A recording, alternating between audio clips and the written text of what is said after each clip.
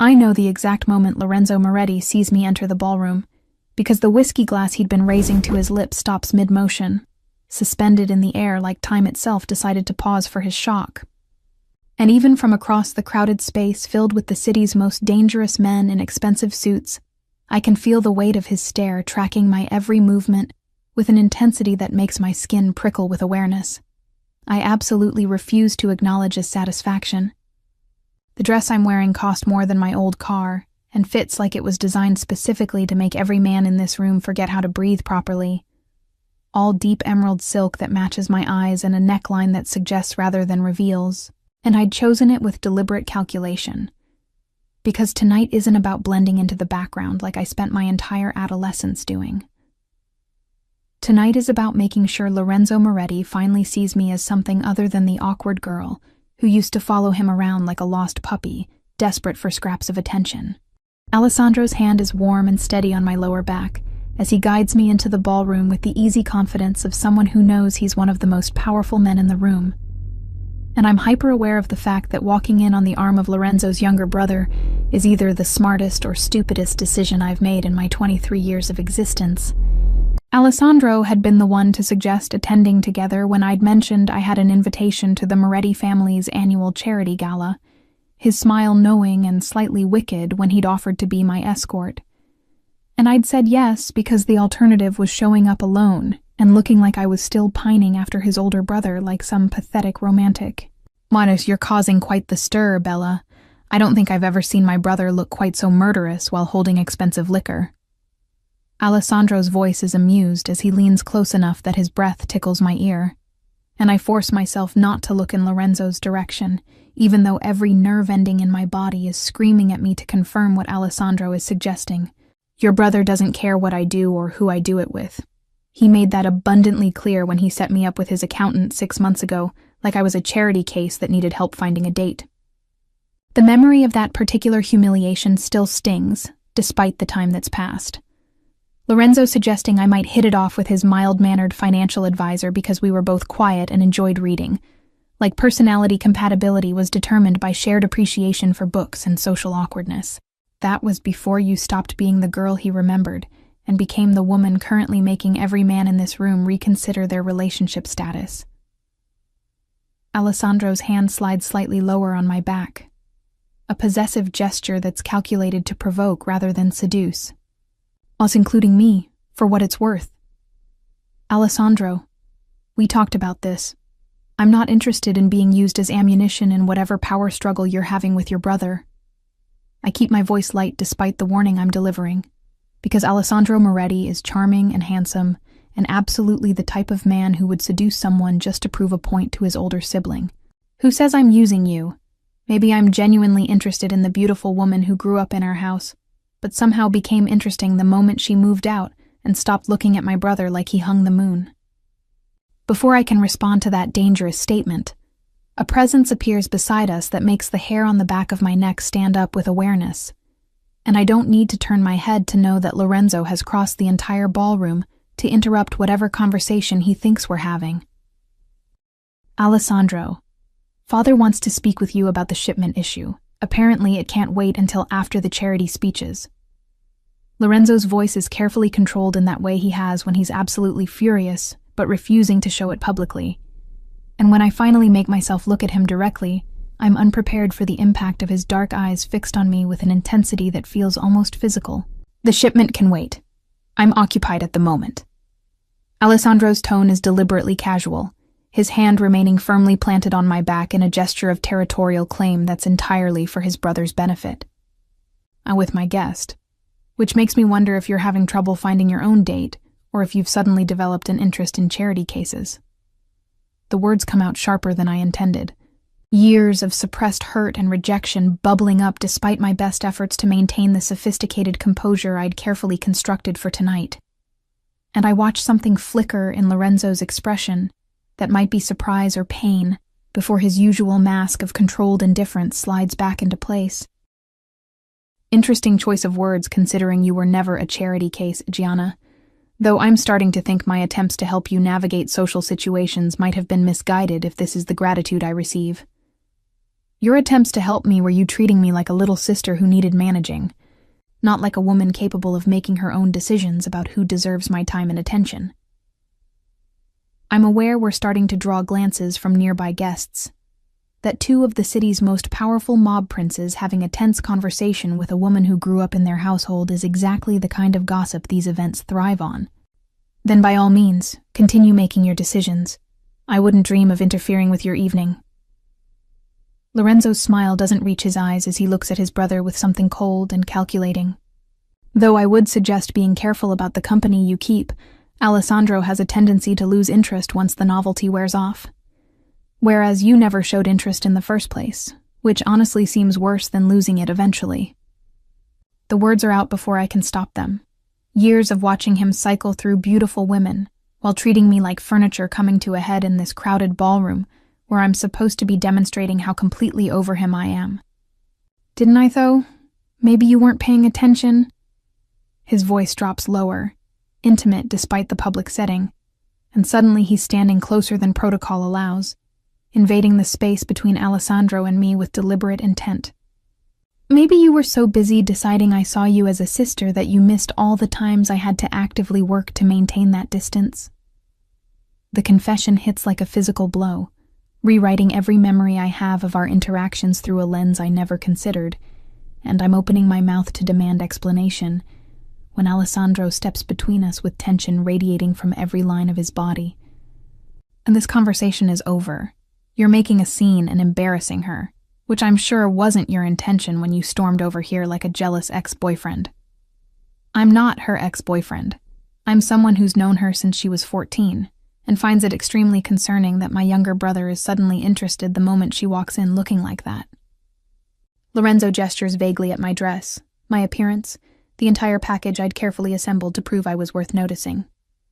I'm looking like what exactly?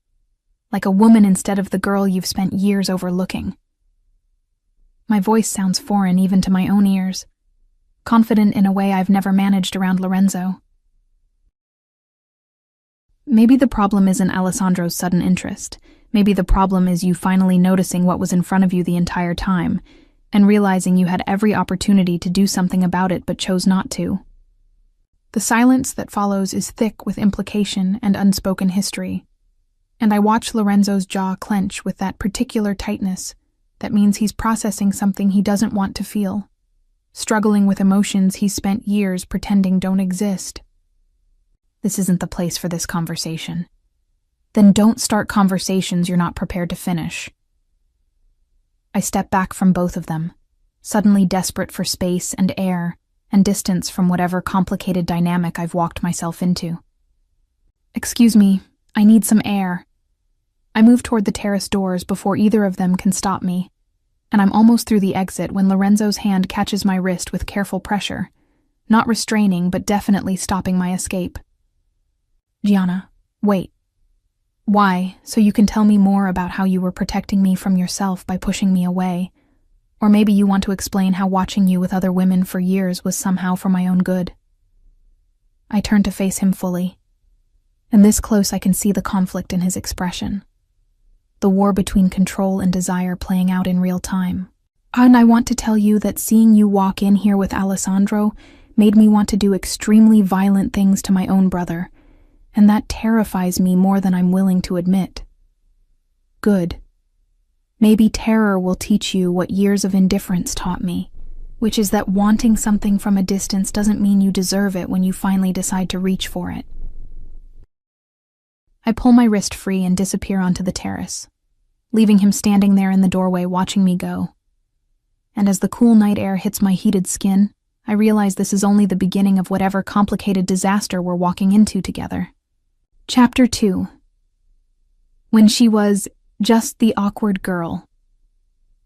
Standing on the terrace trying to catch my breath and slow my racing heart, I can't help but be pulled back to the first time Lorenzo Moretti noticed I existed, which was 12 years ago when I was 14 and crying in the library of his family's estate because some boy from my high school had told me I was too plain and bookish to ever be worth dating. I'd been living with the Morettis for 3 months by then after my parents died in a car accident, and their family took me in because my father had worked security for the organization, and loyalty extended to caring for the orphans of fallen soldiers.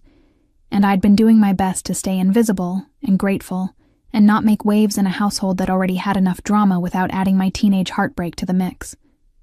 Lorenzo had been 22 then, just back from university, and already being groomed to take over the family business from his father. All sharp suits and sharper intelligence with a parade of beautiful women who looked like they belonged in magazines rather than real life. He'd found me in the library that afternoon when he was looking for some business document his father needed, and I can still remember the exact expression on his face when he saw me there with tears streaming down my cheeks and my nose red from crying. Something between concern and awkwardness that suggested he had no idea how to handle emotional teenage girls, but was going to try anyway, because ignoring me seemed cruel.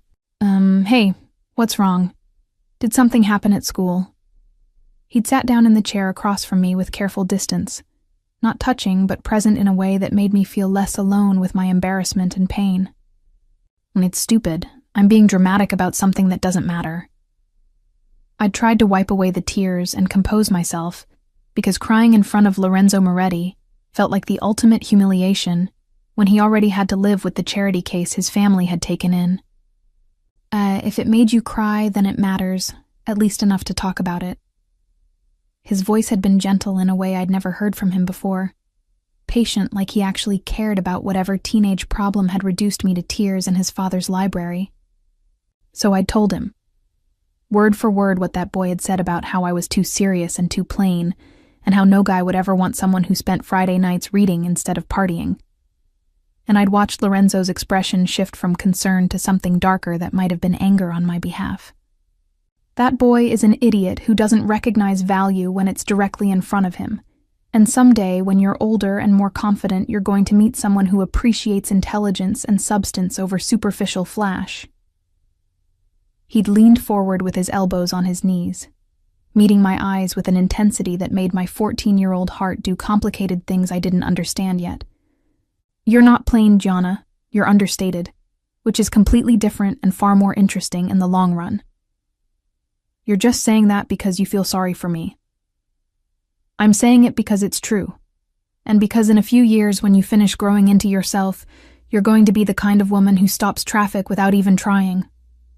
He'd reached out and tucked a strand of hair behind my ear with surprising gentleness. Trust me on this. I know beautiful women when I see them, and you're going to be devastating once you figure out what you've got. That had been the moment I'd fallen completely and hopelessly in love with Lorenzo Moretti, sitting in that library with his hand still hovering near my face and his dark eyes looking at me like I might actually be worth something beyond charity and obligation. I'd spent the next 8 years watching him from a distance, learning everything about him, memorizing his preferences and his patterns, hoping desperately that someday he'd look at me again with that same intensity and see what I'd become instead of what I used to be. But he never did, or at least he never acted on it in any way I could recognize, and instead, I watched him cycle through women who looked nothing like me, all long legs and confidence and easy sensuality that I couldn't figure out how to emulate no matter how hard I tried. He'd been protective in that big brother way that made me want to scream, offering advice on dealing with difficult professors, and warning away guys he deemed unworthy while never once considering that maybe I didn't want his brotherly protection. Maybe I wanted him to see me as someone who could stand beside him instead of someone who needed shielding from the world. The worst had been 2 years ago at Alessandro's birthday party, when I'd finally worked up the courage to tell Lorenzo how I felt, wearing a dress I'd bought specifically for the occasion and practicing my speech for weeks until I had it memorized perfectly. I'd found him in his father's study where he'd escaped the party for a phone call, and I'd waited for him to finish before launching into my carefully prepared confession about how I'd been in love with him since I was 14, and how I thought maybe if he just gave me a chance, he'd see that we could be good together. He'd looked at me with something close to pity mixed with gentle rejection, his hand coming up to squeeze my shoulder in a gesture that was meant to be comforting, but felt patronizing. Gianna, you're like a sister to me. You know that, right? I care about you too much to risk our relationship by crossing lines that shouldn't be crossed. But what if I want those lines crossed? What if I'm willing to risk the relationship for the possibility of something more? You're 21, and you've lived here your whole adult life. You don't know what you want, because you haven't experienced anything outside this world. He'd been so certain, so absolutely convinced, that my feelings were just familiarity and proximity, rather than genuine desire. I think you're confusing gratitude and comfort with romantic feelings, and I'm not going to take advantage of that confusion. I'd left that study feeling smaller and more foolish than the 14-year-old who'd cried over a boy calling her plain, and I'd spent the next 2 years avoiding Lorenzo as much as possible while working on transforming myself into someone he couldn't possibly dismiss as confused or grateful. I'd moved out of the estate into my own apartment, started working in legitimate business rather than anything connected to the family, and spent time and money becoming the kind of woman who turned heads and commanded attention instead of fading into backgrounds. You're thinking about the past. I can tell by the way you're gripping that railing like you're trying to strangle it. Alessandro's voice pulls me back to the present, and I find him leaning against the terrace doorway with a champagne flute in each hand, offering me one with a knowing smile. Let me guess. Remembering all the times my idiot brother treated you like a child instead of seeing what was right in front of him. Your brother saw exactly what he wanted to see, which was someone safe to project his protective instincts onto without risking actual emotional vulnerability. I take the champagne and drink half of it in one long swallow that's probably not how expensive champagne is meant to be consumed. He's out there right now, having what looks like a very intense internal crisis. Keeps staring at the door like he's deciding whether coming after you is worth whatever consequences following that impulse would create. Alessandro moves to stand beside me at the railing, close but not touching. For what it's worth, I think he's always known you were special. He's just been too much of a coward to do anything about it, because admitting he wants you would mean admitting he's capable of losing control. And you, what's your angle in all this? Because I don't believe for a second that you're helping me out of pure altruistic brotherly concern. My angle is that I genuinely find you fascinating, and watching my brother realize he's been an idiot for the better part of a decade is entertaining bonus content. His smile is sharp and honest in a way that's almost refreshing. Plus, there's something appealing about a woman who spent years being overlooked, suddenly having the power to bring the great Lorenzo Moretti to his knees with one dress and a well-timed entrance. I'm not trying to bring anyone to their knees. I'm trying to move on with my life without being defined by unrequited feelings for someone who made it clear I wasn't what he wanted.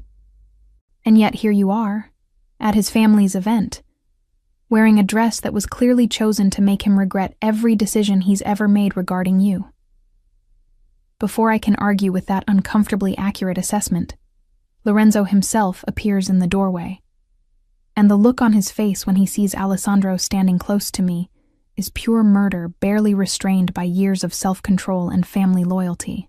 My Alessandro, Father's looking for you. Something about the East Side territory dispute that apparently can't wait. Tell Father I'm occupied. He knows how to handle territory disputes without my input. Now, Alessandro.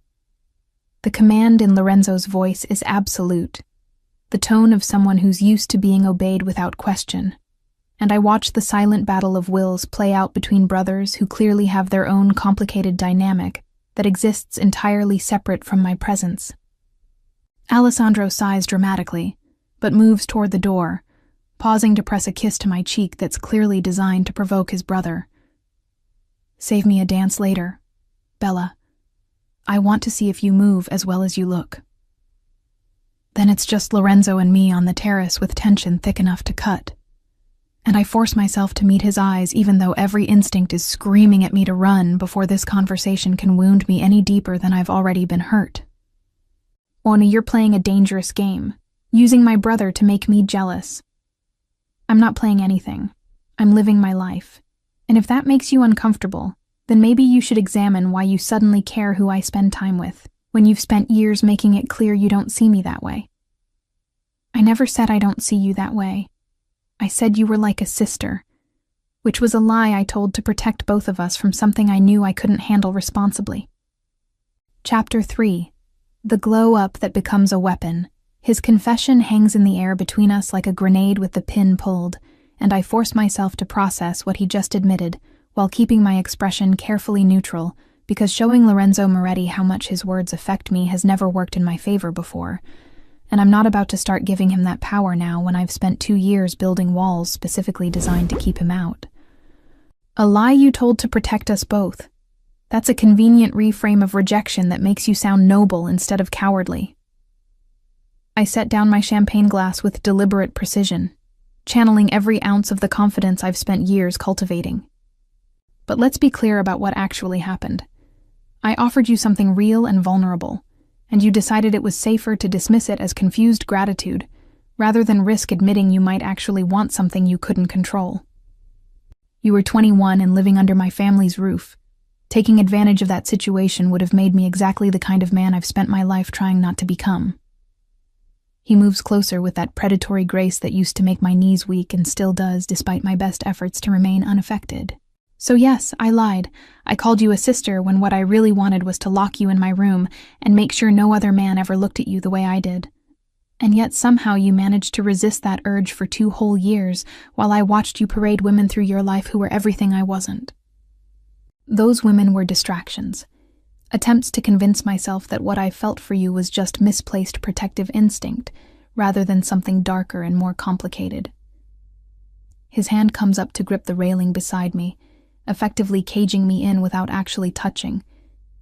Clearly, that strategy was less successful than I'd hoped, given that seeing you tonight in that dress with my brother's hand on your back made me want to commit violence. You don't get to be jealous. You lost that right when you decided I wasn't worth the risk of complications. I duck under his arm and move away, because staying this close to him while he's admitting things I've waited years to hear is dangerous to the composure I need to maintain. I'm not the same girl who cried in your library or confessed her feelings in your father's study. I don't need your protection or your belated realization that maybe I was worth more than brotherly affection. No, you're not the same girl. You're the woman I knew you'd become, except somehow more devastating than I imagined possible. His voice follows me across the terrace, low and rough with emotion he's barely containing. And watching you walk away from me is significantly harder than pushing you away ever was. Then maybe you should have thought about that before spending years making me feel invisible while you figured out your emotional damage. I move back toward the ballroom because this conversation is heading somewhere dangerous, and I'm not ready to forgive him just because he's finally saying things I wanted to hear when I was too young to know better than to believe them. The party has shifted into full swing by the time I return. Music and dancing, and dangerous men conducting business under the guise of charity. And I'm immediately intercepted by Alessandro, who appears with perfect timing, an knowing smile that suggests he's been watching the terrace door waiting for my return. That looked intense. Should I be concerned that my brother is about to do something dramatically stupid, or is he still in the denial phase of his emotional crisis? Your brother is in the making declarations phase, which is somehow worse than denial because now I have to deal with the fact that he's finally admitting feelings while still being fundamentally the same person who hurt me. I accept the fresh champagne he offers, because apparently drinking is my coping mechanism for this entire evening. So you don't believe him. You think he's just reacting to seeing you with me, rather than genuinely recognizing what he's been running from. I think he's jealous and possessive and used to getting what he wants. And right now what he wants is to win a competition he's decided exists between you. And if I told you I'm genuinely interested in spending time with you regardless of whether it makes my brother lose his mind, would you believe that, or assume I'm also just playing games? Alessandro's question catches me off guard, because his tone is serious rather than playful. And when I look at him properly, I see something in his expression that might actually be authentic interest, rather than strategic manipulation. And I'd say that's a complication I'm not equipped to handle right now, when I'm still processing the first complication. Fair enough. Though for what it's worth, I think you underestimate how much power you have in this situation. He gestures toward where Lorenzo is standing across the ballroom, attempting to look engaged in conversation with business associates while his attention is clearly fixed on us. Look at him. He can't stop watching you. Can't stop tracking your every movement like he's afraid you'll disappear if he looks away. That's not power. That's just him finally noticing what was always there, and panicking about the fact that I'm not waiting around for him to figure out what he wants. Exactly. Which is why you hold all the cards right now. He wants something he can't have, and you get to decide whether he suffers or succeeds. Alessandro spins me into a dance position as a new song starts, pulling me onto the floor with the kind of confidence that comes from growing up in a world where everything is a power play. The question is whether you're cruel enough to make him work for it, or soft enough to give in the moment he shows real vulnerability. I'm undecided. Ask me again after I've had more champagne and less emotional whiplash. We dance, and I'm hyper-aware of Lorenzo's eyes burning into us from across the room. Of the way Alessandro's hands are respectfully placed but still possessive enough to send a message of how complicated this entire situation has become in the span of a few hours. He's going to cut in, probably in the next 30 seconds if the vein throbbing in his forehead is any indication. Alessandro's voice is amused against my ear. When he does, I want you to remember that you owe him nothing, that any ground you give is a gift he doesn't deserve yet. Why are you helping me? What do you actually gain from antagonizing your brother this way? Maybe I'm helping because I like you and think you deserve better than years of unrequited longing. Or maybe I'm helping because watching Lorenzo lose control is entertaining. His smile is sharp. Or maybe it's both. Complex motivations are allowed. Sure enough, Lorenzo appears beside us with murder in his eyes, barely masked by social propriety, his hand already extended toward me in a demand rather than a request. May I cut in? Or are you too occupied with whatever game you're playing? Games require two players, brother. I'm simply dancing with a beautiful woman who happens to enjoy my company. Alessandro releases me with deliberate slowness, pressing another kiss to my hand that's pure theatrical provocation. Save me another dance later, Gianna. I find I'm not quite finished enjoying your company. Then Lorenzo's hand is on my waist, pulling me closer than the dance requires.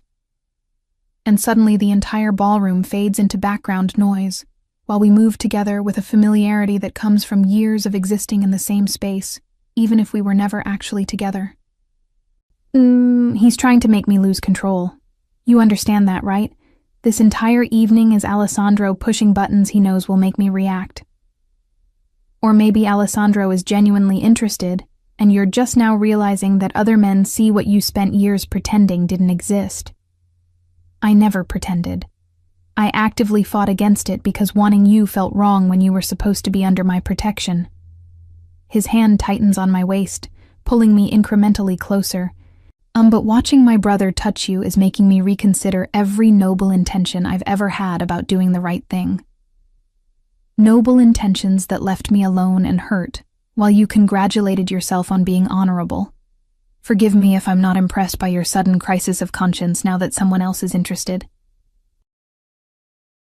You want me to grovel, want me to admit I was wrong and stupid, and every other thing you've probably called me in your head for the past 2 years. His voice drops lower, intimate despite the public setting. Fine.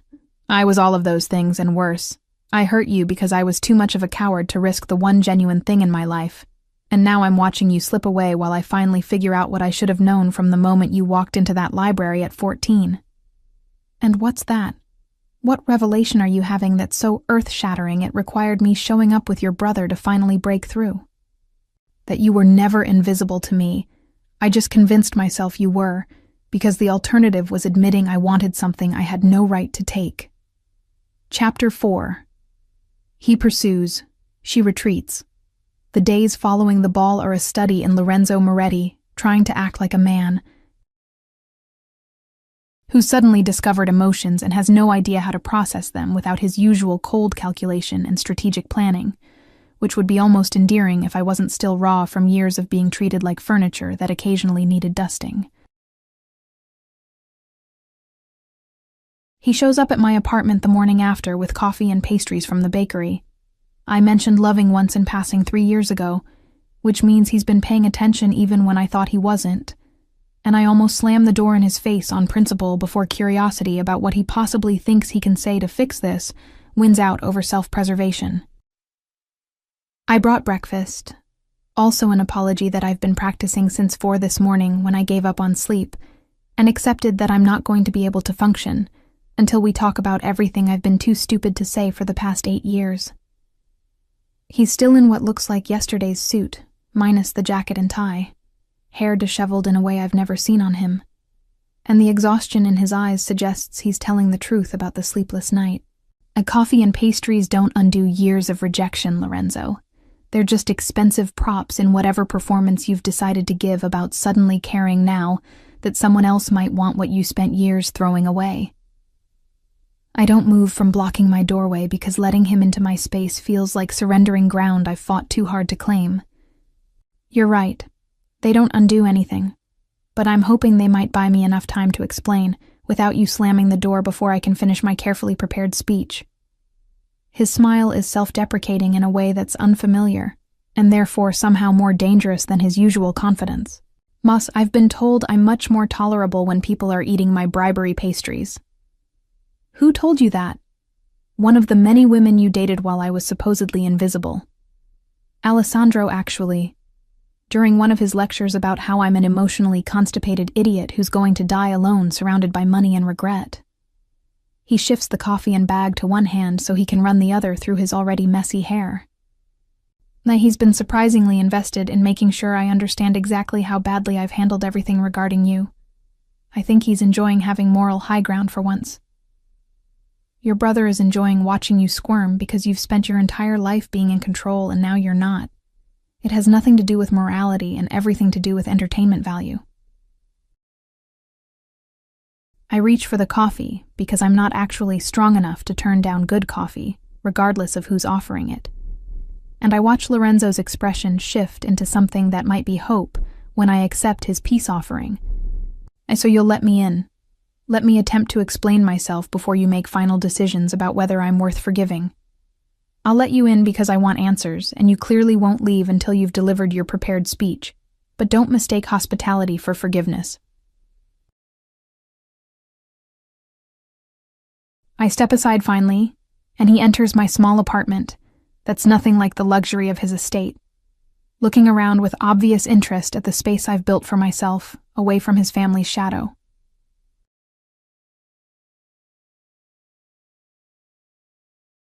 And it suits you, this place. All warm colors and books and the kind of personal touches that make it actually feel like a home instead of just expensive real estate. He sets the pastries on my small kitchen counter with care, like he's trying not to disrupt the space I've created.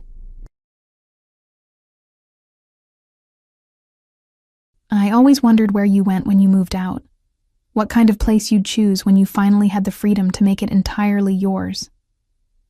You could have visited any time in the past 2 years, instead of pretending I didn't exist beyond polite acknowledgement at family events. I stayed away because seeing you and not being able to touch you was becoming impossible, and I convinced myself that distance would make the wanting stop. He leans against my counter with his hands gripping the edge like he needs something to hold on to. Obviously, that strategy was spectacularly unsuccessful, given that I'm currently in your apartment at 7 in the morning, having not slept because I can't stop thinking about Alessandro's hands on you. Alessandro barely touched me. We danced at a public event, and he was completely respectful despite your jealous imagination creating scenarios that didn't happen. I'm aware, which somehow makes it worse because it means I'm not even jealous of what happened. I'm jealous of the possibility of what could happen if he decides to seriously pursue you. And if he does decide to pursue me, why would that be any of your business when you made it very clear 2 years ago that you weren't interested in being anything beyond my protective big brother figure? Because I lied. Because every single time I said you were like a sister, I was actually thinking extremely non-brotherly things that would have gotten me arrested if I'd acted on them when you were living under my roof. His voice has gone rough with frustration and what sounds like genuine distress. You want honesty? Fine. I've been attracted to you since you were 18, and it terrified me because you were supposed to be safe. You were supposed to be the one person in my life who wasn't contaminated by violence and manipulation and all the darkness I swim in daily. So your solution was to make me feel like I wasn't good enough, instead of just being honest about your feelings like an adult. My solution was to protect you from me, from my world, from the fact that being connected to me in any romantic capacity would paint a target on your back that I wasn't willing to risk. He moves closer, but stops himself before actually touching me, hands flexing at his sides like he's physically restraining the impulse. But then you moved out and started building a life separate from the family, and I realized the target existed anyway because you grew up in my house, and everyone knows you're important to us, which meant I'd sacrificed our happiness for safety you didn't actually have. That sounds like a convenient realization that coincidentally arrived right around the same time Alessandro showed interest. Alessandro showing interest was the catalyst, not the cause. It made me confront the fact that I was going to have to watch you build a life with someone else because I'd been too much of a coward to risk rejection and vulnerability. Before I can respond, my phone buzzes with a text that I glance at reflexively, and Lorenzo's eyes track the movement with predatory focus before his expression goes carefully blank in that way that means he's processing something he doesn't like.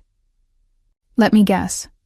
My brother checking to see if you survived my inevitable morning visit. Alessandro is checking to see if I want to have lunch later this week, which is none of your business and not something you get to have opinions about. Except it is my business, because he's my brother, and you're the woman I've been in love with since before I had the vocabulary to name what I was feeling. The confession comes out harsh and unpolished, nothing like the smooth declaration I'm sure he'd planned. So yes, I have opinions about him pursuing you, specifically that I'd rather cut off my own hand than watch it happen while I do nothing.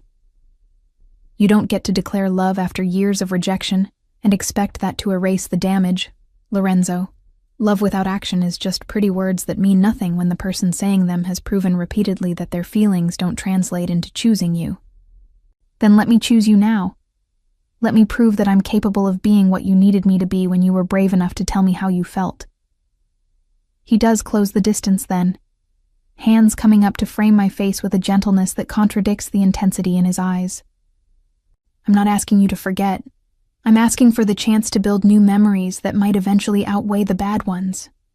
And what happens when the novelty wears off and you remember all the reasons you convinced yourself this was a bad idea?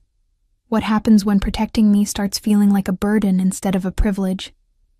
Then you walk away and I live with the consequences of failing you twice.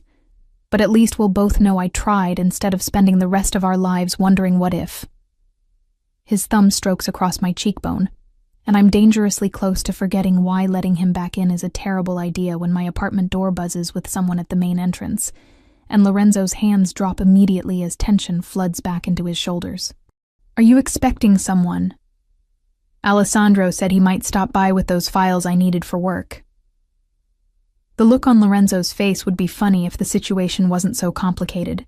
Pure frustration mixed with resignation that his brother has perfect timing for ruining moments.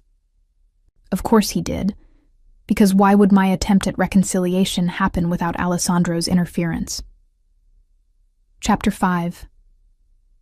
The Brother in the Middle of Fire. I buzz Alessandro in because refusing would only make this situation more awkward than it already is, and I watch Lorenzo's jaw clench with barely contained frustration as his brother's footsteps echo up the stairs toward my apartment. The tension in my small living space is suffocating. Two Moretti brothers in close quarters with me standing between them both literally and figuratively, and I'm starting to understand why people say you should never get involved with family because the complications multiply exponentially when blood and desire intersect. Alessandro enters with his usual confident charm, taking in the scene of Lorenzo disheveled in yesterday's clothes and me still in pajamas with knowing amusement that suggests he'd timed this interruption perfectly. Good morning. I hope I'm not interrupting anything important. Though based on the tension I could feel from the hallway, I'm guessing my timing is as impeccable as ever. Your timing is shit, and you know it. You're deliberately sabotaging my attempt to have an actual conversation with Gianna. Lorenzo's voice is cold with the kind of controlled anger that makes most people step back. But Alessandro just grins wider like he's enjoying his brother's discomfort immensely. I'm delivering work files she requested yesterday. If your conversation is more important than her professional obligations, then by all means continue and I'll wait. Alessandro moves into the kitchen area with easy familiarity, helping himself to one of the pastries Lorenzo brought. These are excellent, by the way. Did you actually remember her favorite bakery, or did you have someone research it? Get out, Alessandro. This doesn't concern you, and your transparent attempts to interfere are both obvious and juvenile. What's juvenile is you showing up at her apartment after years of neglect and expecting her to forgive you because you finally figured out what everyone else has known since she was 16. Alessandro's tone shifts from amused to serious, and I realize with uncomfortable clarity that this isn't just strategic maneuvering on his part. He's genuinely angry on my behalf. Once she deserves better than your belated emotional awakening. She deserves someone who's known her worth from the beginning, instead of someone who needed jealousy as a catalyst. And you think you're that someone. You think 3 days of attention makes you more deserving than 8 years of history. I think 8 years of rejection outweigh 8 years of proximity, and I think she's smart enough to recognize the difference between someone who wants her and someone who wants to win. Both of you need to stop talking about me like I'm not standing right here. My voice cuts through their argument with more force than I intended, years of being discussed instead of included finally hitting a breaking point. I'm not a prize to be won or a territory to be claimed in whatever power struggle you're having. I'm a person who gets to make her own decisions about who deserves her time and energy. They both turn to look at me with identical expressions of chagrin that would be funny if I wasn't so frustrated with the entire situation, and I watch Alessandro's face shift into something more genuine and less performative. You're right. I apologize for speaking about you like you're not here making your own choices. He sets down the pastry and moves closer with hands raised in surrender. But I stand by what I said about Lorenzo needing jealousy to finally see what was always there, and I stand by my own interest in getting to know you better if you're willing to give me that chance. Your interest in me is at least 50% about antagonizing your brother. Don't pretend this is purely about my irresistible personality. 60% antagonism, 40% genuine attraction. I'm nothing if not honest about my complicated motivations. His smile is disarming in its self-awareness. But that 40% is real, Gianna. I'm not just playing games even if I'm enjoying the side effect of watching Lorenzo lose his carefully constructed control. This is insane. You're seriously considering dating him just to punish me for being an idiot. Lorenzo's voice has risen slightly.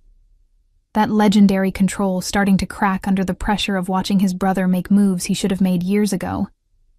I'm considering keeping my options open while you figure out if your feelings are real or just possessive panic about losing something you thought would always be available. My feelings are real. They've always been real. I just buried them under layers of duty and protection, and convincing myself that wanting you was selfish. And now suddenly wanting me is acceptable because what? I changed my appearance and your brother showed interest. Those are really compelling reasons to trust that this time will be different. Those things made me confront what I'd been running from, but they didn't create the feelings. They just forced me to acknowledge them. He moves toward me despite Alessandro's presence.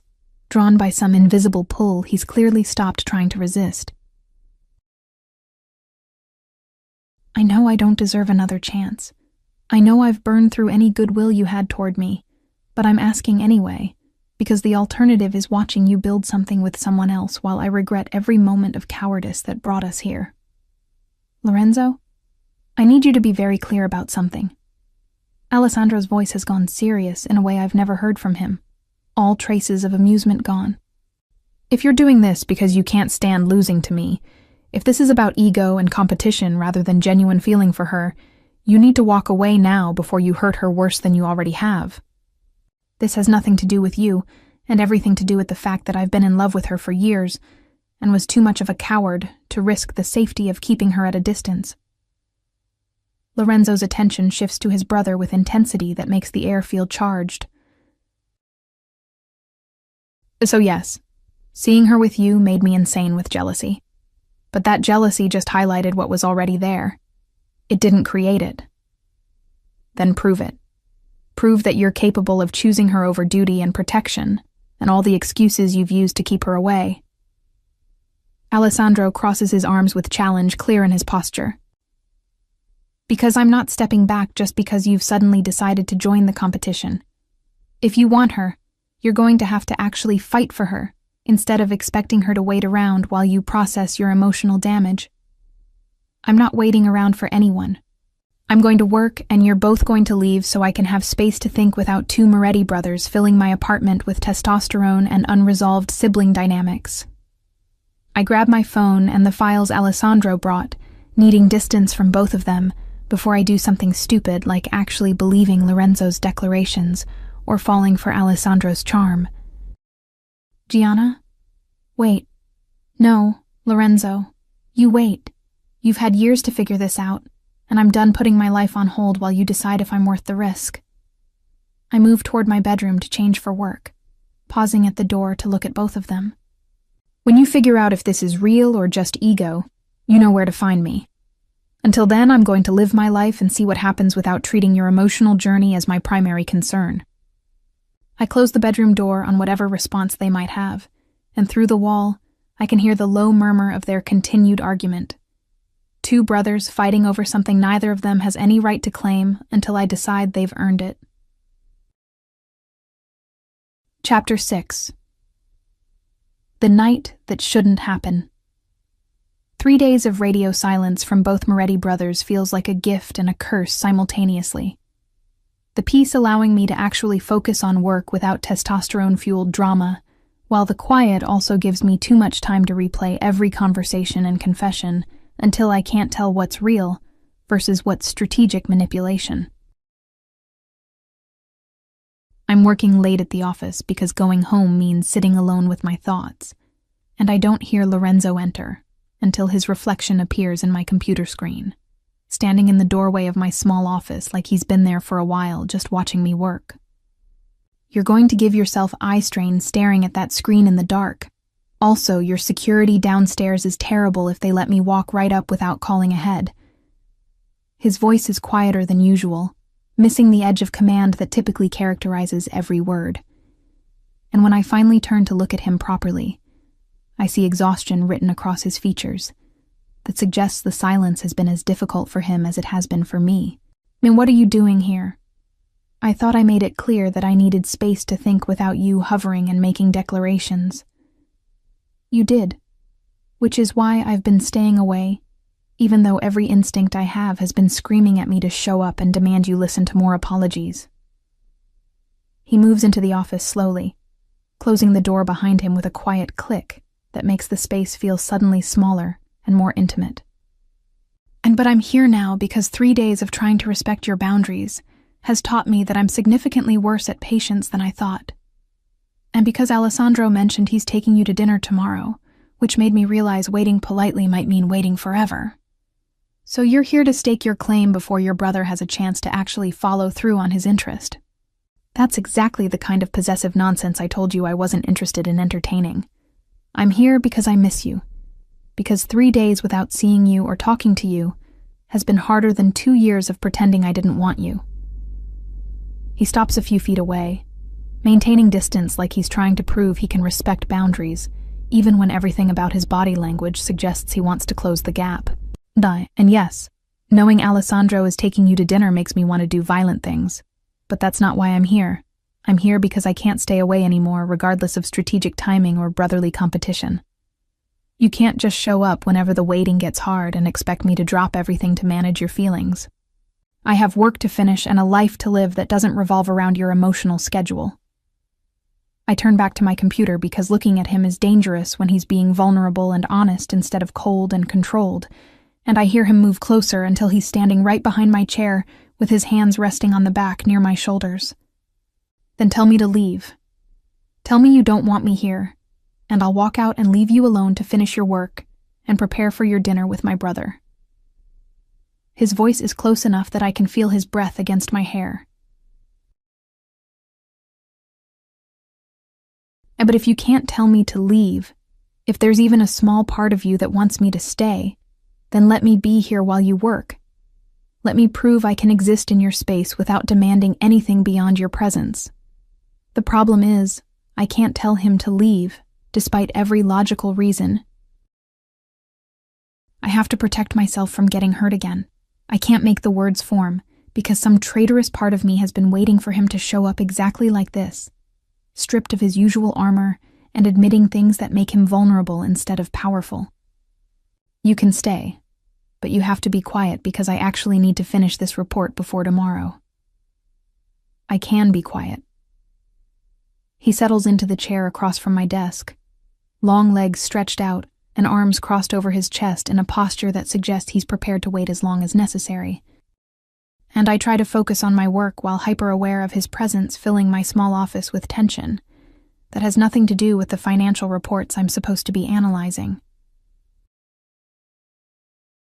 An hour passes in silence, broken only by typing and the occasional rustle of Lorenzo shifting position, and I'm almost successful at forgetting he's there until I feel his eyes on me with that particular intensity that makes my skin prickle. And when I look up, I find him watching me with an expression I can't quite read that might be longing or regret or possibly both. And what? Nothing, just realizing how many hours I could have spent exactly like this over the years if I hadn't been so determined to keep you at a distance. Watching me work on boring financial reports, you have very low standards for quality time. Watching you exist in your element, seeing the way you bite your lip when you're concentrating, or how you push your hair back when you're frustrated with numbers that won't balance. His voice has gone soft with something that sounds dangerously close to affection. I've missed so much by convincing myself that staying away was noble instead of just cowardly. Lorenzo, don't do this. Don't make me feel things when I'm trying to maintain perspective about how badly you've hurt me. I'm not trying to make you feel anything. I'm just being honest about my regrets, because keeping them inside hasn't worked, and I'm out of strategies for managing what I feel when I'm near you. He stands and moves around the desk before I can stop him, spinning my chair to face him and crouching down, so we're at eye level with his hands resting on my armrests, effectively caging me in without actually touching. And tell me you don't feel it too. Tell me this tension between us is one-sided, and I'll walk away right now and accept that I destroyed something I can't rebuild. I can't tell you that because it would be a lie, but feeling something doesn't mean acting on it is smart or healthy. Since when have either of us cared about smart or healthy where the other is concerned? You loved me when it was guaranteed to hurt you, and I pushed you away when it was guaranteed to destroy me. His hand comes up finally, fingers threading through my hair with a gentleness that makes my breath catch. Maybe it's time we both stop trying to be smart and just admit what we want. And what do you want, specifically, because vague declarations aren't enough anymore. I want you. Every version of you, from the girl crying in my library to the woman who walked into that ball and stopped my heart. He leans closer, close enough that our faces are inches apart, and I can see every shade of gold in his dark eyes. I want to stop lying about feeling brotherly affection when what I actually feel is possessive and consuming and nothing resembling appropriate. Lorenzo, I want to kiss you until you forget every moment I made you feel invisible. Want to touch you until the only name you remember is mine. Want to keep you so completely that my brother's dinner invitation becomes irrelevant because you're already exactly where you want to be. The raw honesty in his words breaks something inside me that's been holding on to hurt as protection, and I'm reaching for him before I consciously decide to bridge the distance. My hands fisting in his shirt as I pull him closer and finally, close the gap between us with a kiss that's been years in the making. The kiss explodes into something desperate and consuming, years of suppressed want and denied chemistry combusting into heat that makes everything else irrelevant. And his hands are in my hair and on my waist, pulling me closer while I'm trying to get purchase on shoulders that are solid muscle beneath expensive fabric. We break apart breathing hard, staring at each other with shock and desire, and the sudden realization that we've crossed a line we can never uncross. Come home with me, please, because if we stay here, I'm going to take you on this desk, and you deserve more than this place for what this moment means. His voice is broken, control hanging by a thread, and I find myself nodding before logic can intervene, because I've wanted this for so long that denying it now feels impossible. The drive to his penthouse is silent and electric. his hand finding mine in the car and holding tight, as if he's afraid I'll disappear if he lets go. When we finally arrive, he pulls me inside with barely restrained urgency, pressing me against the closed door the second it locks behind us. Tell me to stop. Tell me this isn't what you want, and I'll take you home right now. No questions, no resentment. His forehead rests against mine, his breath uneven against my lips. But if you let this happen, if we cross this line tonight, you need to understand that I don't know how to feel lightly where you're concerned. For me, it's always been all or nothing. Then stop talking and be here with me. He kisses me again, slower this time, but no less charged. His hands slide along my sides, grounding, claiming, lifting me effortlessly as he carries me toward his bedroom without breaking the kiss. The room is dark and expansive, intimidating in its quiet luxury, but the way he lays me down is careful, reverent, like this moment matters more than anything else in the world. I've imagined this so many times over the years, he murmurs. Imagined what it would feel like to finally be here with you, without walls, without pretending. His lips trace along my jaw, my neck, lingering just long enough to make my breath catch. But the reality is so much more overwhelming than anything I allowed myself to hope for. His presence surrounds me, steady and deliberate, as if he's memorizing every breath, every reaction. When he draws closer, it's unhurried, intentional, like I'm something precious, rather than fleeting. I reach for him too, needing to close the distance, needing to be sure this is real, that he's real. You have no idea how beautiful you are, he says quietly, almost like it hurts to admit it, or how much time I wasted convincing myself I was protecting you when I was really just afraid. His voice roughens, filled with emotion he can no longer hide. I won't waste another moment pretending I don't want this. Or you. Lorenzo, I whisper, my control slipping. Stop talking about what you should have done, and stay right here with me. Tell me what you need, he says softly. Tell me what makes you feel safe, what makes you feel wanted, and I won't miss it. His touch is steady, grounding, sending a quiet fire through me that makes it impossible to think straight. He doesn't rush, doesn't take. He listens, learns, responds, as if every sound I make matters. That's it, he murmurs. I just want to know you're here with me.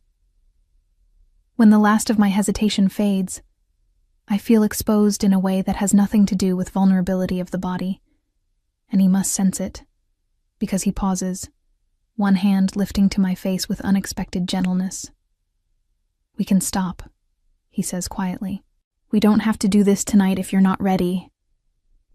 I've been ready for 8 years, I tell him. Stop holding back, and just stay. He kisses me again, deeper this time, and the world narrows until there's only us. No distance, no doubt, no pretending. Everything feels inevitable, like every moment we fought this was leading right here. He moves slowly, deliberately, never looking away, as if he wants to remember every second of this. You feel unreal, he whispers, like something I dreamed up and never believed I'd be allowed to keep. His voice strains with restraint. Tell me if you need me to slow down. Tell me if you need anything. Don't stop. I breathe. I've waited too long for this. The moment stretches, deepens, until everything else fades away. His presence is steady and certain, holding me like I belong there, like I always have. When the tension finally breaks, it does so quietly, powerfully, leaving us both breathless in its wake. Afterward, the room is still except for the sound of our breathing. He draws me closer, adjusting us carefully, his arms wrapped around me in a way that feels protective rather than possessive. "Stay tonight," he says softly. I need to know this was real, not just something I imagined wanting. There's vulnerability in his voice I've never heard before. "I'll stay," I answer, "but we'll need to talk when morning comes." "It means I'm done pretending," he says, "and anyone who has a problem with that, including my brother, will have to accept it. Possessive doesn't even begin to describe you." "Not possessive," he murmurs. "Just finally honest, and completely unwilling to lose you now that I know what this feels like." He pulls me closer, and I let myself sink into the warmth of him, knowing tomorrow will bring complications, but choosing, for now, to stay in this moment where everything feels right, inevitable, and exactly what I've wanted for as long as I can remember. Chapter 7. Consequences and Conflict.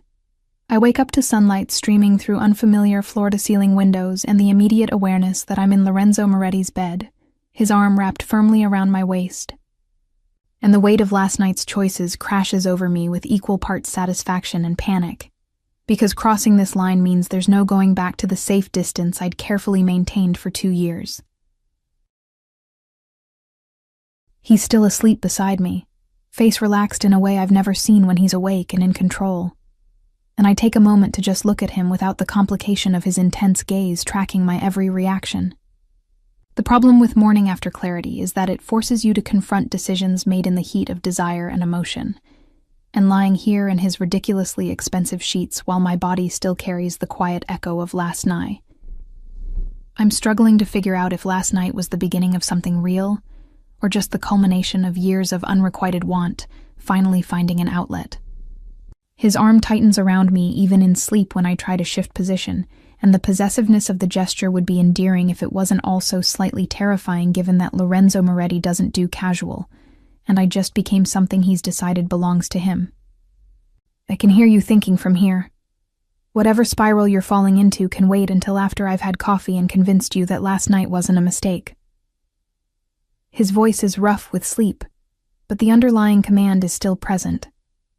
And when I turn to look at him, I find dark eyes watching me with an intensity that makes my breath catch, despite the anxiety churning in my stomach.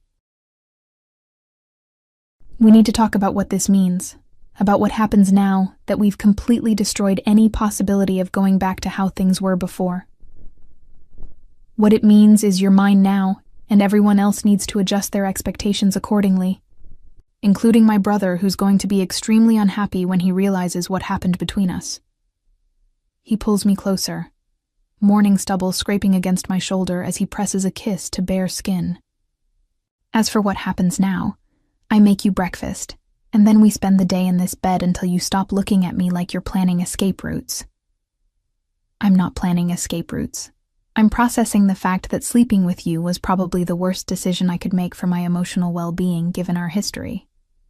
Or it was the best decision because it forced us both to stop pretending we don't want this.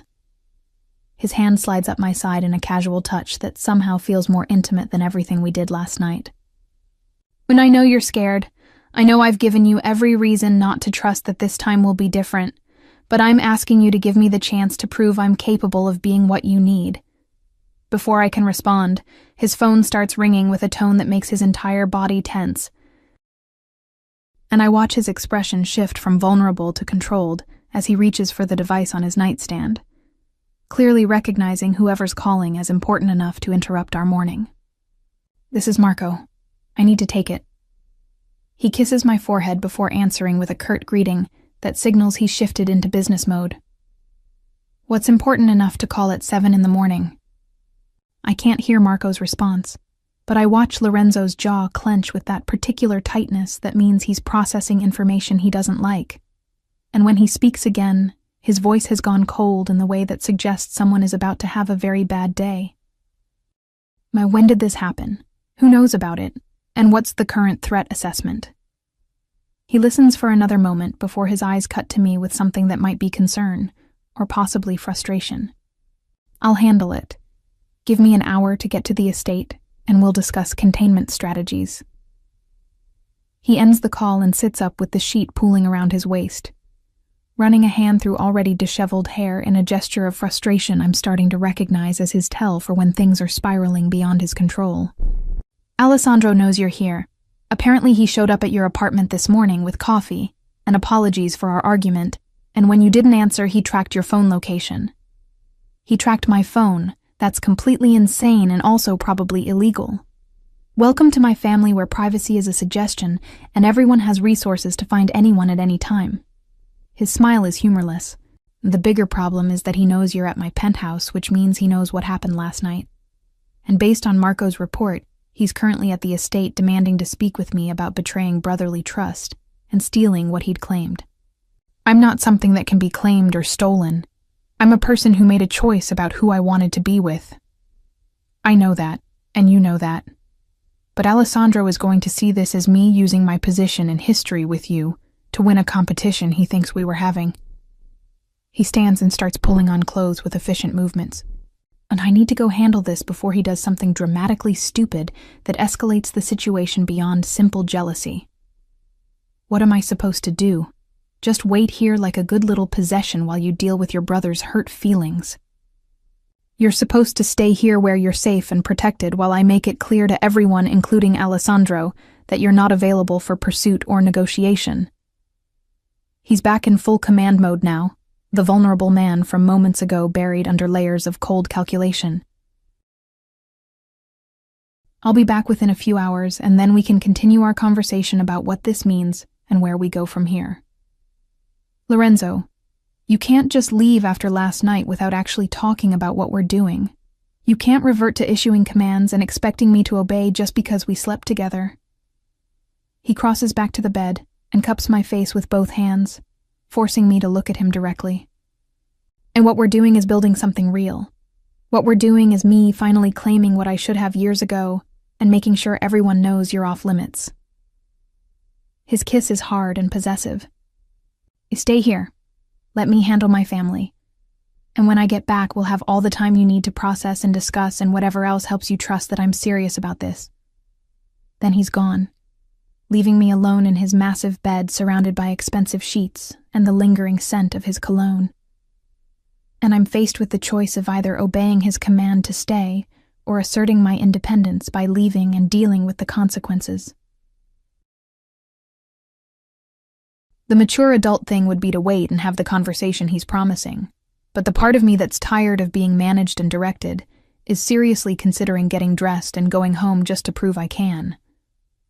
My phone buzzes with a text before I can make a decision, and when I check it, I find a message from Alessandro that makes my stomach clench with guilt and complicated feelings I don't want to examine too closely. I hope he's worth the betrayal. I genuinely thought we were building something real, but apparently I was just a convenient catalyst for his jealousy. Be careful with my brother. He's very good at making you feel like you matter until something more important demands his attention. The message sits heavy in my chest because Alessandro isn't entirely wrong. I did use his interest as leverage whether I consciously intended to or not. And now he's hurt, and I'm responsible for adding another complication to an already messy situation. I'm still staring at the text trying to figure out how to respond when my phone rings with Lorenzo's name flashing across the screen. Don't respond to Alessandro's text. Don't engage with whatever guilt trip he's attempting. Just stay where you are until I get back. How did you know he texted me? Because I know my brother and I know he's going to try to make you feel guilty for choosing me over him. His voice is tight with controlled anger. He's hurt and lashing out, which I understand. But you're not responsible for managing his emotions, or apologizing for wanting me instead of him. Maybe I should apologize, though. Maybe I did lead him on by accepting his attention when I was really just trying to make you jealous. You didn't lead him on. You were honest about your complicated feelings, and he chose to pursue you anyway, hoping he could change your mind. There's a pause filled with tension. The situation here is worse than I thought. My father wants to have a family meeting about the incident at the ball, and your involvement with both his sons. Apparently, our personal drama is becoming a distraction that affects business, Your father wants to have a meeting about me. That's absolutely mortifying, and also not something I agreed to when I slept with you last night. Which is why I'm handling it. Which is why I need you to trust that I can manage my family without you having to be subjected to their judgment and interference. I'm not some fragile thing that needs protecting from your family's opinions. If they want to discuss my involvement with you, then I should be there to represent myself. Gianna, my family's meetings aren't polite discussions. They're strategic negotiations where everyone has an agenda and the person with the least power gets sacrificed for the greater good. His voice is firm. I'm not letting you walk into that situation unprepared and unprotected. So please, just this once, let me handle it my way.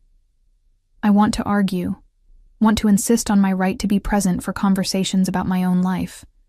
But the genuine concern in his voice makes me hesitate, because maybe he's right, that walking into a Moretti family meeting without preparation would be walking into a trap I'm not equipped to navigate. Ken, fine. I'll wait. But you need to come back and actually talk to me instead of just issuing commands and expecting compliance. I promise. We'll talk about everything. Just give me a few hours to make sure my family understands that you're not negotiable. He ends the call and I'm left sitting in his bed trying to decide if trusting Lorenzo Moretti with my heart after one night together is brave or just incredibly stupid, and whether the way Alessandro's text made me feel guilty means I'm not as over the complication of two brothers as I thought I was. Chapter 8. What he always denied. The family meeting apparently goes as badly as Lorenzo predicted, based on the fact that he returns 4 hours later looking like he's aged several years and is carrying the particular tension that comes from fighting battles on multiple fronts simultaneously. I'm dressed by then and sitting in his living room with coffee I made myself because waiting naked in his bed felt too much like playing the role of obedient mistress rather than equal partner. And when he sees me fully clothed, his expression shifts into something that might be disappointment or possibly relief that I haven't fled entirely. You got dressed. I was hoping you'd still be in bed where I left you looking thoroughly compromised and completely mine. I'm not staying in your bed like some kept woman waiting for you to return from handling business. If we're doing this, then we're doing it as equals, which means I get to have agency over where I sit and what I wear. Fair enough, though for the record you look significantly better naked and rumpled than you do dressed and defensive. He drops onto the couch beside me with a heaviness that suggests the meeting was worse than even he anticipated. My father thinks you're a distraction that's causing conflict between his sons and affecting family unity. Alessandro is convinced I manipulated you into my bed out of competitive spite, and half the family is taking sides in a dispute they don't actually understand because they're bored, and this is the most interesting drama we've had in years. So basically, I've become the subject of mob family gossip and political maneuvering. That's exactly what I wanted when I slept with you last night. I told them all to mind their own business and that my personal life isn't up for family vote or approval, which went over about as well as you'd expect, with people who think they have a right to opinions about everything I do. He reaches for my hand, threading our fingers together with a gentleness that contradicts the tension in his shoulders. Alessandro is the biggest problem. He's genuinely hurt and feeling betrayed, and I can't entirely blame him, because from his perspective I waited until he showed interest, and then swooped in to claim what he was pursuing. Did you, though? Did you only want me because he wanted me first? No, I wanted you long before Alessandro ever looked at you as anything other than the girl who grew up in our house. But his interest made me confront the fact that I was going to lose you if I didn't stop being a coward about my feelings. His grip on my hand tightens. The truth is, I've been in love with you since you were 18. And it terrified me because you were supposed to be safe and protected and completely off limits. And loving you meant risking the one genuine relationship I had that wasn't contaminated by violence and obligation. So you pushed me away for years and let me think I wasn't good enough because you were scared of your own feelings. Yes, and it was selfish and cowardly and every other thing you've probably called me in your head. But I'm done running from it now, even if it means dealing with family drama and Alessandro's justified anger. What if I'm not done being angry? What if one night together doesn't erase years of hurt and rejection? Then you stay angry while I prove through consistent action that I've changed, and that this time I'm choosing you over duty and family expectations and all the excuses I used to keep you at a distance. He pulls me closer until I'm practically in his lap. I'm asking for a real chance, not forgiveness or instant trust, just the opportunity to show you that the man who pushed you away isn't the man I am now. The thing is, I want to believe him. Want to trust that this is real and lasting instead of just another version of him maintaining control. But the years of hurt and disappointment make it hard to accept that he's genuinely capable of prioritizing me when his track record suggests otherwise. I need time. I need to see that you actually follow through on these promises before I can trust that this isn't just temporary insanity brought on by jealousy and desire. How much time? Give me a timeline so I know what I'm working with. I don't know. However long it takes for me to believe that you're serious about this, and not just caught up in the drama of finally getting something you thought you couldn't have. Then I'll take however long you need. I'll show up every day and prove that you're my priority until you can't deny it anymore. His kiss is soft and careful, asking rather than demanding. But I'm not giving you space or distance. I'm staying close and present, and making sure you can't forget that I'm here fighting for us. 3 months later, Lorenzo keeps his word in ways that are simultaneously annoying and endearing, showing up at my apartment every morning with coffee and refusing to leave until he's convinced I'm eating properly, inserting himself into my work schedule and social life with the determination of someone who's decided I'm his priority regardless of my protests about independence. He's still controlling and possessive and completely incapable of not managing every detail of my safety. But there's a softness now that wasn't present before. A willingness to actually listen when I push back instead of just steamrolling over my objections with commands. Alessandro remains coldly polite in the rare occasions our paths cross at family events, his hurt transformed into distant courtesy that's somehow worse than open hostility, because it means he's written me off completely as someone who betrayed whatever trust we'd been building. Lorenzo tries to repair the relationship with his brother through gestures and apologies, but the damage appears permanent, creating a rift in the family that makes everyone uncomfortable and makes me feel guilty, despite Lorenzo's insistence that I'm not responsible for managing Alessandro's emotions. Tonight is the charity gala, exactly 3 months after the ball where everything changed, and I'm getting ready in Lorenzo's penthouse because I've been spending more nights here than at my own apartment, despite my protests about maintaining separate spaces. The dress I'm wearing is deep sapphire blue that Lorenzo specifically requested because he said it matches my eyes. And when I emerge from the bedroom, I find him waiting in a tuxedo that should be illegal for how well it fits. You're stunning. Every man at that gala is going to look at you and wish they were me. And you're going to spend the entire night glaring at anyone who looks too long. I know how this works by now. Absolutely. I'm extremely predictable about my possessive tendencies where you're concerned. He pulls me close for a kiss that threatens to make us late. Are you ready for this? For making our relationship public in front of the entire organization? As ready as I'll ever be, though I'm sure there will be whispers about how I manipulated both Moretti brothers. Let them whisper. Everyone who matters knows the truth about how long I've wanted you and how stubborn you were about making me work for it. The gala is exactly as overwhelming as I expected. All dangerous men in expensive suits and beautiful women dripping in jewels, and I'm hyper-aware of the attention we're drawing as Lorenzo keeps me close with his hand possessive on my lower back. Alessandro is there with a stunning brunette I don't recognize, making a point of looking completely unbothered by our presence, and I watch Lorenzo's expression tighten when he sees his brother with a date. He's trying to make a point, trying to show that he's moved on and isn't affected by us. Let him make whatever points he needs to make. We both know he's still hurt, and this is how he's coping. The evening passes in a blur of introductions and careful political navigation, Lorenzo introducing me as his girlfriend with a finality that makes it clear this isn't temporary or casual, and by the time we escape to the terrace for air, I'm exhausted from the performance of being perfectly poised under everyone's scrutiny. You were perfect in there.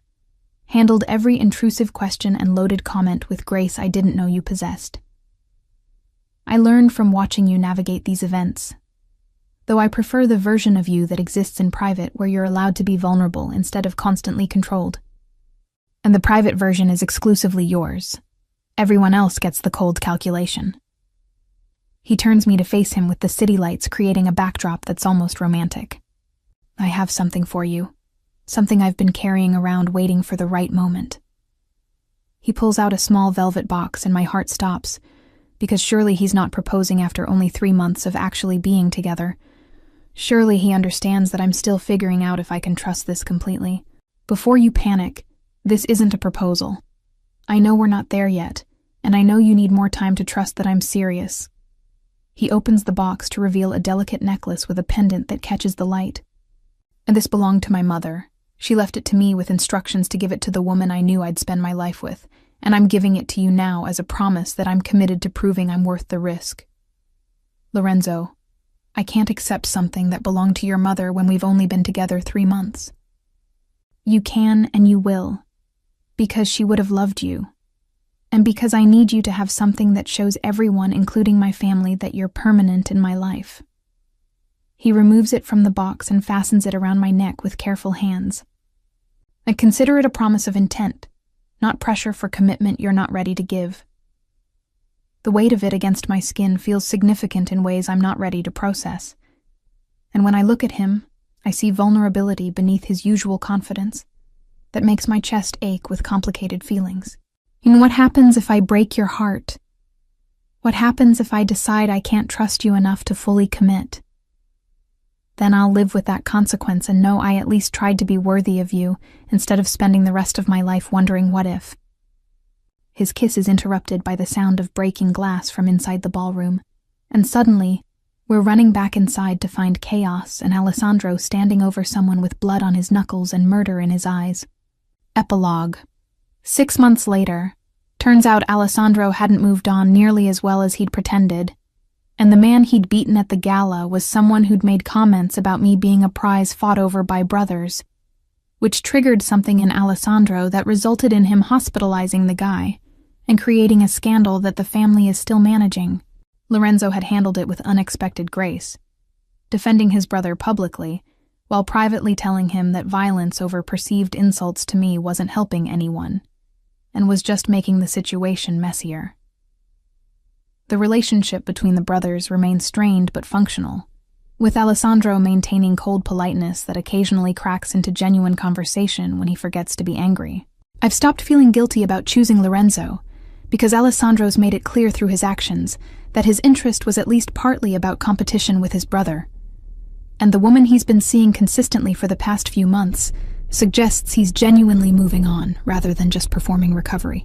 Lorenzo proposed properly last month after 9 months of consistently showing up and proving he meant every promise he'd made. And I'd said yes because somewhere in all the daily proof and consistent presence, I'd started to actually believe he was capable of prioritizing me. The ring currently sitting on my finger is elegant and understated, exactly what I would have chosen for myself if he'd asked. And the fact that he knew that without me telling him is proof of how much attention he's been paying. The wedding is set for next spring, small and intimate despite his family's protests that it should be a massive production. And I'm standing in his penthouse watching him handle business calls with the kind of cold efficiency that used to intimidate me, but now just makes me appreciate how he can compartmentalize between the dangerous man the world sees and the vulnerable person he is with me. He catches me watching and ends his call abruptly, moving to pull me close with hands that are gentle despite their capacity for violence. What are you thinking about so seriously? I'm thinking about how far we've come from that night at the ball when you saw me with Alessandro and finally admitted what you'd been running from. Best night of my life, despite how badly it started. Watching you walk in with my brother made me realize I was done lying to myself about what I wanted. And what about Alessandro? Do you think he'll ever fully forgive us? Eventually, maybe. My brother holds grudges, but he also loves family. And once he's genuinely moved on, he'll come around. Lorenzo's smile is slightly wicked, though watching him punch someone for insulting you suggested he still has complicated feelings about the whole situation. That was him being overprotective, not romantic. If you say so. My phone buzzes with a text, and I glance at it reflexively. surprised to see Alessandro's name flashing across the screen with a message I'm almost afraid to read given our history. Congratulations on the engagement. I'm genuinely happy for you both, even if it took me a while to get here. Also, fair warning, I'm bringing someone to the wedding who I'm actually serious about, so prepare yourself for family commentary about both Moretti brothers being domesticated. I show Lorenzo the message and watch his expression shift from surprise to something that might be relief that his brother is finally reaching out with something resembling warmth instead of cold politeness. He's moving on. Actually moving on this time instead of just performing recovery. Good. Maybe now family events will be less awkward. Don't count on it. We're Italian and dramatic. Awkward is our default setting even when everyone's happy. He kisses me thoroughly. The kind of kiss that usually leads to us abandoning whatever plans we had in favor of staying in. And when we break apart, we're both smiling because despite all the complications and drama and years of denial, we somehow ended up exactly where we were always supposed to be. Together, finally honest, and building something real from the ashes of everything we almost destroyed through fear and pride and stubborn refusal to admit what we both wanted. The end.